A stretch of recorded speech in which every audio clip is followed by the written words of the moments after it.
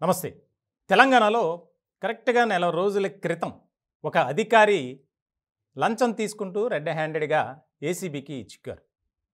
ఇలాంటి సందర్భంలో ఆమె గురించి ఒక ప్రత్యేకమైనటువంటి విషయాన్ని గుర్తు చేయాలి. మహబూబాబాద్‌కు సంబంధించినటువంటి సబ్ రిజిస్ట్రార్ తస్లీమా.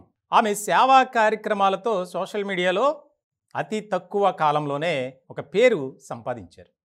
ఇలాంటి సందర్భంలో సేవ ముసుగులో అవినీతి కార్యకలాపాలు లంచం తీసుకుంటూ దొరికినటువంటి తస్లీమా ఆమె నివాసంలో మళ్ళీ ఏసీబీ అధికారులు సోదాలు చేశారు. కరెక్ట్గా నెల రోజుల క్రితం ఆమెపై ఇప్పుడు ఆదాయానికి మించిన ఆస్తుల కేసు నమోదైంది. ఆమె బంధువులు అలాగే కుటుంబ సభ్యులు కొంతమంది ఈమెతో రిలేషన్ కలిగినటువంటి వారు ఫ్యామిలీ పరంగా వారి ఇళ్లల్లో కూడా సోదాలు జరిపారు. తాజాగా నల్గొండ, భూపాలపల్లి, హనుమకొండ, సూర్యాపేట, వరంగల్, మహబూబాబాద్ ప్రధానంగా తస్లీమా నివాసం అలాగే తస్లీమా భర్త యొక్క నివాసం కుటుంబ సభ్యులు అంటే బ్లడ్ రిలేషన్ ఎవరైతే ఉన్నారో వారి ఇళ్లల్లో మాత్రం కోట్లాది రూపాయలు విలువైనటువంటి భూములకు సంబంధించి డాక్యుమెంట్స్ స్వాధీనం చేసుకున్నారు. డాక్యుమెంట్స్ని స్వాధీనపరుచుకున్నారు అధికారులు. చాలా ముఖ్యమైనటువంటి పరిణామంగా మారింది. తెలంగాణలో అవినీతి అక్రమాలకు పాల్పడుతున్నటువంటి అధికారుల జాబితా రోజు రోజుకి పెరుగుతూనే ఉంది. ఇలాంటి సందర్భంలో ఈ యొక్క సబ్ రిజిస్ట్రార్ తస్లీమా ఎవరు కూడా ఊహించల. ఆమె సేవా కార్యక్రమాలు అలాగే తన తండ్రి పేరుతో ఒక చారిటీ కూడా ఉంది. దాని ద్వారా అనేక మంది పేద విద్యార్థులకు చదువు ఇప్పించడం అలాగే కొంతమందికి ఆర్థికంగా కూడా సహాయపడేవారు అనేది ఒక రకమైనటువంటి ప్రచారం ఉంది. కొన్ని విషయాల్లో జరిగింది వాస్తవమే. ఇప్పుడు ఆ యొక్క చారిటీ అలాగే సేవా కార్యక్రమాల పేరుతో ప్రముఖుల దగ్గర నుంచి లక్షల్లో గుంజేశారు అనేది కూడా ప్రధానమైనటువంటి ఆరోపణ. మనం గతంలో చూసాం. ఏసీబీ రైడ్ ఎప్పుడైతే జరిగిందో ఆ రైడ్ జరిగిన తర్వాత ఆమెకు సంబంధించినటువంటి చాలా అంశాలు వెలుగులోకి వచ్చాయి.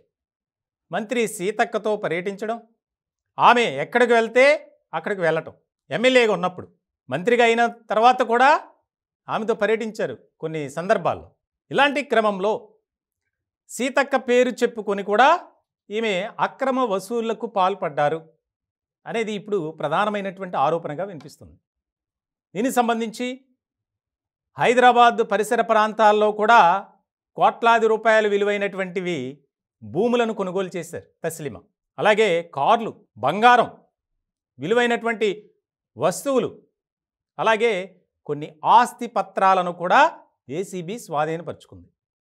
ఎవరో కూడా ఊహించలా. ఏసీబీ రైడ్స్ జరిగి నెల రోజులు కావస్తుంది. ఆమె ఇప్పుడు ప్రస్తుతం కరీంనగర్ జైల్లో ఉన్నారు. అంతా సెట్ రైట్ అవుతుంది, త్వరలోనే బెయిల్పై బయటకు వస్తారు మేడం అనుకున్నారంతా. ఇలాంటి సందర్భంలో ఆకస్మిక సోదాలు తనిఖీలు చేశారు. ఏకకాలంలో ఇప్పుడు నేను చెప్పినటువంటి ప్రాంతాలలో అధికారులు చాలా ముఖ్యమైనటువంటి పరిణామంగా మారింది. ఇటీవల కాలంలో మనం చూస్తున్నాం అవినీతి అధికారులు ఏ రకంగా చిక్కుతున్నారో ఏసీబీకి అనేది. ఇలాంటి సందర్భాల్లో అధికార వర్గాల్లో ఒక ఆసక్తికరమైనటువంటి చర్చ జరుగుతుంది. ఇప్పటికే రాష్ట్ర ముఖ్యమంత్రి రేవంత్ రెడ్డి ఎవరైతే గతంలో అవినీతి ఆరోపణల కింద సస్పెండ్ అయిన వారు అలాగే ఏసీబీ కేసుల్లో రెడ్ హ్యాండెడ్గా దొరికిపోయినటువంటి వారిపై నిఘా పెట్టండి, వారికి సంబంధించినటువంటి ఆర్థిక లావాదేవీలు కొంత సమాచారాన్ని సేకరించండి, అక్రమాలకు అవినీతికి పాల్పడే అధికారులను ఉపేక్షించేది లేదు అని చెప్పేశారు. ఇలాంటి సందర్భంలో జరిగిన నెల రోజుల తర్వాత మళ్ళీ సోదాలు, తీవ్రమైనటువంటి కలవరం ఇంకా అన్నీ ఆ కుటుంబాల్లో ఉన్నాయి. ఇలాంటి సందర్భంలో మరొక అదనంగా కేసు కూడా నమోదైంది. అప్పుడైతే కరెక్ట్గా మార్చి 22వ తేదీన ఇది ఒక ఏసీబీకి చిక్కర్ తన కార్యాలయంలోనే అసిస్టెంట్ ద్వారా లంచం తీసుకుంటుండగా ఇలాంటి క్రమంలో అప్పుడు ఆ కేసుతో కరీంనగర్ జైల్లో ఉన్నారు. ఇప్పుడు ఆదాయానికి మించిన ఆస్తుల కేసు అంటే అక్రమ సంపాదన ఏ రకంగా సంపాదించారు ఇప్పుడు కస్టడీలోకి తీసుకొని విచారించే అవకాశాలు కూడా స్పష్టంగా కనిపిస్తున్నాయి. సేవా కార్యక్రమాల ముసుగులో ఏ రకమైనటువంటి అక్రమాలకు, అరాచకాలకు పాల్పడ్డారు, మీకు ఇంత డబ్బు ఎక్కడి నుంచి వచ్చింది, ఎక్కడి నుంచి ఇవన్నీ కొనుగోలు చేశారు, ఈ గోల్డ్ మాట ఏంటి, ఇవన్నీ ఇప్పుడు కస్టడీలోకి తీసుకొని ఖచ్చితంగా విచారిస్తారు. దీనికి సంబంధించి ఇప్పుడు అవినీతి అధికారుల్లో గుబులు రేగుతుంది. ఎందుకనంటే జరిగిన నెల రోజులకి ఆకస్మిక తనిఖీలు, సోదాలు.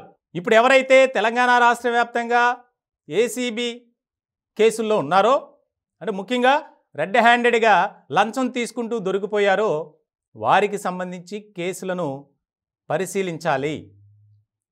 వారిపై వచ్చినటువంటి అవినీతి ఆరోపణల లెక్క తేల్చాలి అనే దాని మీద ఏసీబీ స్పీడప్ చేస్తుంది.